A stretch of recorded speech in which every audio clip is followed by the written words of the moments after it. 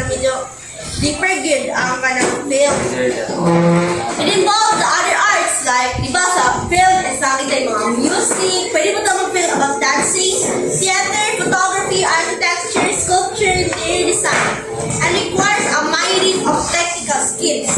Kaya ang film as art, yun naman like, pinataka ka, mga film pa, like, video ka nga, ano lang, wala something. So, para mas mag-challenge siya or mas nice siya art and award, mo rin siya ang film as art na rin ito yung mga elements of filmmaking para makonsider siya as art. Tapos, in filmmaking, kung natin yung tawag mga captain. Ang captain, mo siyang director sa mga mga director who is responsible for putting together the different elements of the film. So, elements of filmmaking, di ay mo na siya ang cinematography, mission scene, editing, and sound. Then, ang responsible for mag-put na ang elements of filmmaking is ang captain or what you call the director sa filmmaking. Next is ang cinematography. Mark? Ikaw rin ha, after. Okay, cinematography. Consider the most important aspect of filmmaking as writing in movement. It's impossible without a camera. Cinematography involves the use of the various camera angles, high, low, bird, or eye shots. Extreme long short, extreme close up, and movement pan tilt frame. Okay, next is ang cinematography. Muna isa sa mga elements of the filmmaking. From the word cinematography is, ako na siya ikon ha, shortcut or kada mas basic na explanation para mas makasabot mo. So, writing in movement. So, writing in movement is from the word cinematography. From the word cinema, dapat ka ng cinematic ng mga video.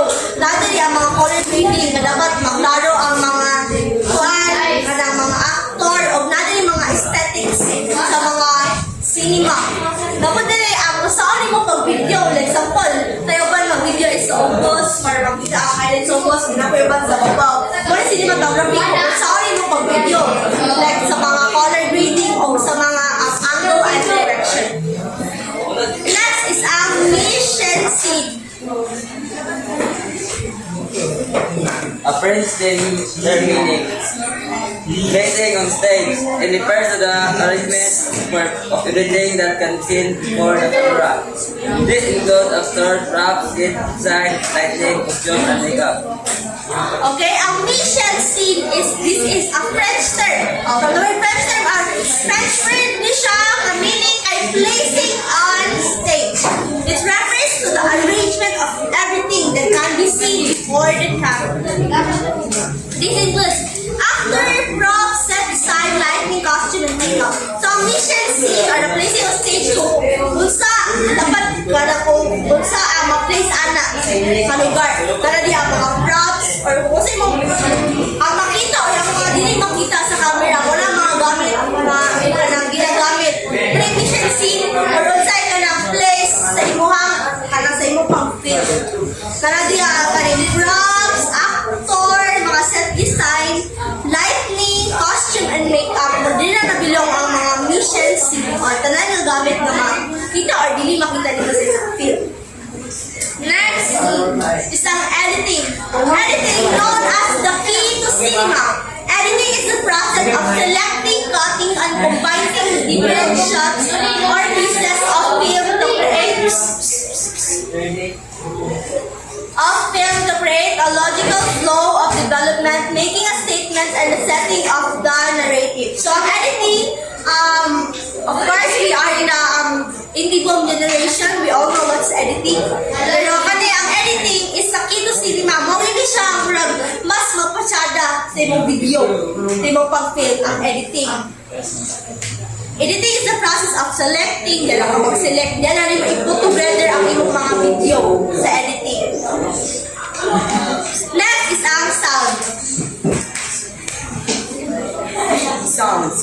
Sound is a powerful sensory element, often serving as a crucial tool for sense making.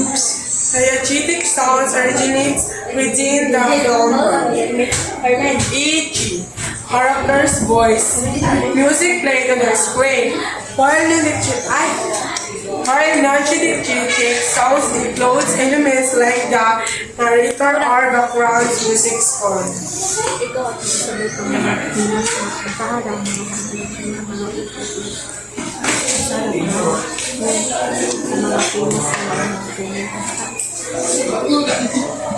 Okay, next is sound.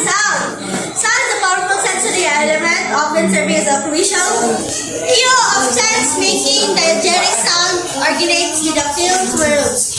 Okay, from the word sound, ang makilala sa itang film is nadi ang mga actors, ang mga cinematography, mission scene, editing and sound. Ang sound is wala yung madunggan sa film. Pinaka-importante sa sound na ako ma-recognize isang horror. From the word horror itself, profil na ko kay pabugaw sa mumo kay dili ba ka siya hadlok. Mahadlok na ka kay naay mga scary na sound na mga kulba sa mga. Muna siya ang role sa sound. Na kanang muna siya isapod na parang sa chalay mong filming. Okay, always remember element of filmmaking is always remember film as art, cinematography, mission scene, editing, and sound. Next is ang notable Filipino filmmakers. Kaya na kaya ito pang i-describe or atong ila-ila. Isa itong mga sikat na mga photographer here na Philippines. So, mo pa ang mga sikat ng mga Filipino filmmaker here sa ito ang lugar. The Philippines is home to talented and visionary filmmaker who contributed immensely to the medium including the Filipino is kabalumag nga mga talented din rin, mga and daghan og mga famous nga filmmaker mo rin mga example.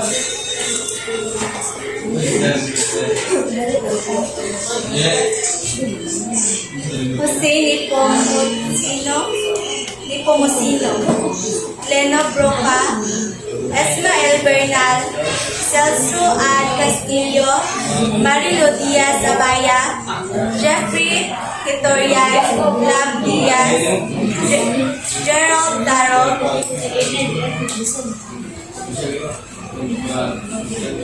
So, kani ang notable Filipino filmmakers, mga sikat, si Jose Nepomuceno, ito nangiwas sa Dalagang Bukid. Lino Broca, Ismael Bernal, Celso Ad Castillo, Marilo Diaz Abaya, Jeffrey Victorian, Lam Diaz, Gerald Darrow. Actually, daghan niya kayo mga famous nga kanang filmmaker here sa Philippines, pero mo rin yung 8 nga kanang pinakasikat here sa ito ang lugar. So here are the conclusions. So the topic is all about photography and filming. Kung sa history sa photography o ang mga famous nga mga photographers o mga filmmakers. Basta ang topic is photography and filming. Their history, their definitions, their elements, their famous nga photographers or filmmakers. And unsa iyang purpose here and unsa gyud sa pag-bring din sa Philippines ang photography and ang filming. So here are the conclusion. Sana ko ha.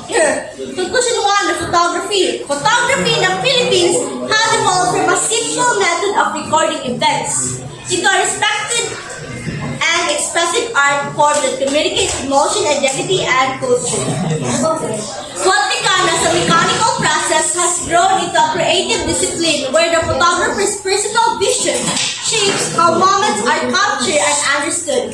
Despite early debates about whether photography could be considered fine art, modern appreciation now recognizes the artistic depth found in compositions, timing, lighting, and storytelling. The achievements of notable Filipino photographers such as George Tapan and John P. Chua highlight how photography has become a medium that celebrates the nation's landscapes, traditions, and everyday life. Their work demonstrates the ability of photography to connect viewers to the beauty and diversity of the Philippines. Today, photography continues to influence how Filipinos see themselves and how they present their stories to the world. So, there is a conclusion what the photography. It says the history, the famous, like this one, the George Tapan and the John P. Chua, the notable Filipino photographers, and how photography is considered as art during back then. Next is ang filmmaking. Si Darren. Conclusion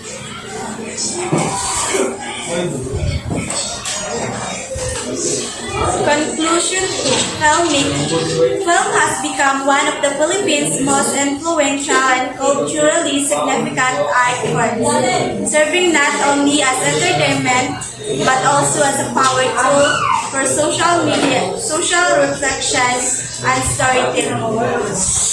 From the pioneering efforts of Jose Nepomuceno, who laid the foundation of Philippine cinema, to the acclaimed works of Dino Broca, Esmael Bernal, and modern independent filmmakers, each era of filmmaking has captured evolving realities and aspired vision of the Filipino people.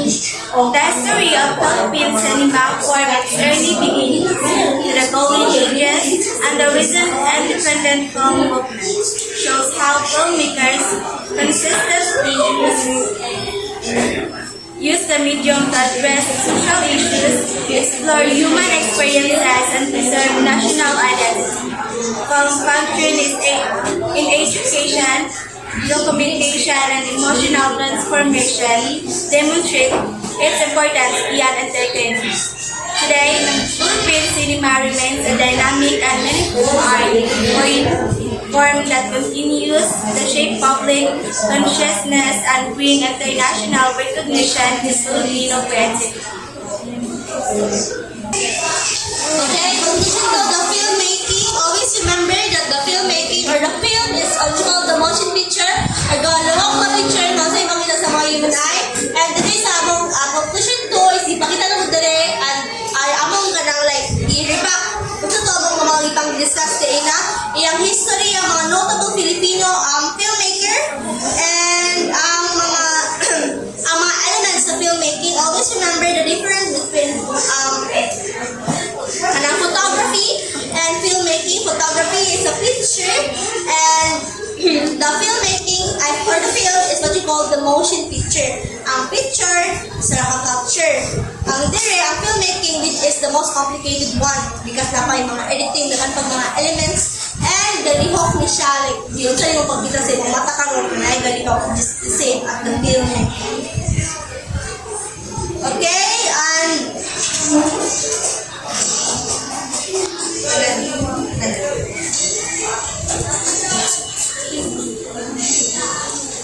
okay, ako na si Rizal, pero dili na ma-end ang among topic nga the photography and the film here sa Philippines, its history and the art media base. And